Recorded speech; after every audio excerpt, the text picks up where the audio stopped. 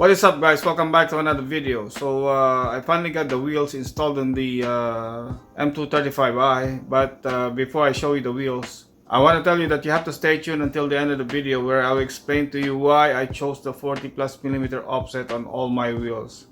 Maybe this will help you determine which wheel offset do you need to buy if you're planning to buy wheels for your car. Especially if you have a lowered car, wheel offset is very important. If you're new to the channel, please click the like button. It really helps out the YouTube algorithm. Also, don't forget to subscribe if you're new to the channel. Okay, so now here's the review of the car.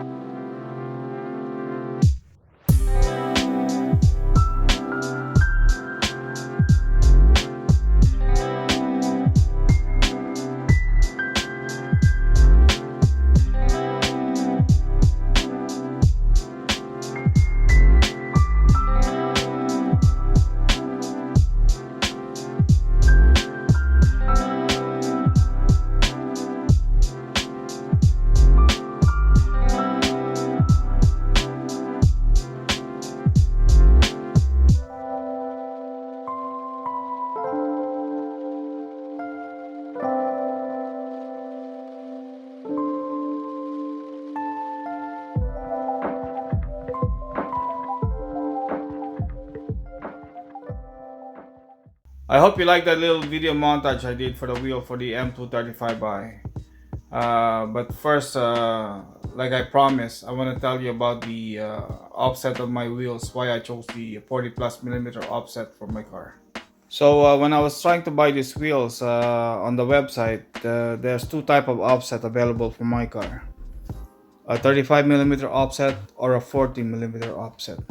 There's a lot of detailed explanation on YouTube about offset, but to tell you in the easiest way, the offset is the higher the number, so the wheels are more inside when it's higher number, and when it's a lower number, they stick out more outside. In my case, because my car is lowered, I went with a 40mm just to be safe, so I don't have any rubbing problem on my car. Because in the online store, if you put the type of car you have, the selector for the wheel will show what is available for your car. So if you plan on lowering your car, or if you have a lowered car, just get the highest offset that you can find. So make sure that your wheel will go in. So if you have a lowered car, you're not gonna have problem with rubbing, and it's easy to adjust. When you have a lowered car, you can just add up spacer to make it flush with your fender. But if you already chose a lower offset number, which is 25 or 30 or something like this, it depends on which car you're gonna put them. And if your car is lowered, you might have some rubbing issues. At least when you have a 40mm, you can still select what type of spacer you want to make sure that you get the maximum flush without rubbing on the fender. So that's how you select the offset for your car.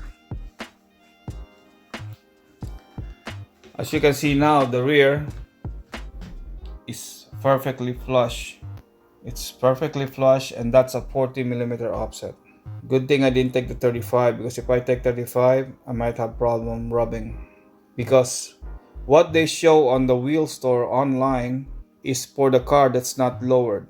Those wheels that they show is for the regular height of the car, which is not lowered. So they can put any offset they want and they're not gonna have problems. But like I said, if you have a lowered car, make sure the offset is high, so your wheel will go inside, and you can just adjust with the spacer if you want to make it to flush to the fender.